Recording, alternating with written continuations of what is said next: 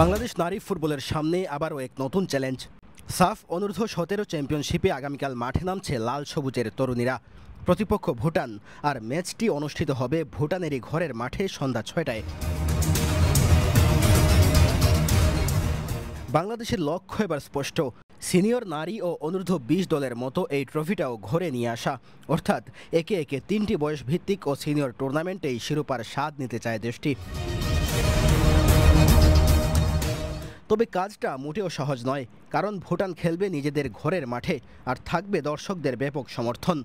Coaching স্টাফরা তাই মেয়েদের প্রস্তুত করছেন মানসিক ও শারীরিক দুই দিক থেকেই।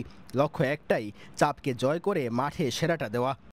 আমাদের প্রিপারেশন ভালো, আমাদের মেয়েরা জানেন যে ডে বাই ডে ইমপ্রুভ করছে।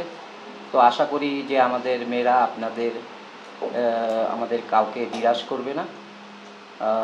আই হোপ যে ডে বাই ডে ম্যাচ আমরা ভালো করব।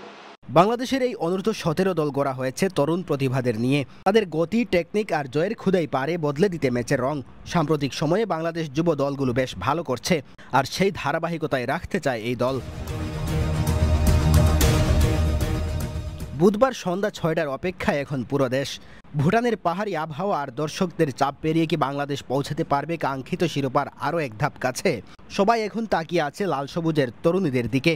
বাংলাদেশ ফুটবলের নতুন প্রজন্ম কি পারবে আবারও দেশের গর্ব বাড়াতে?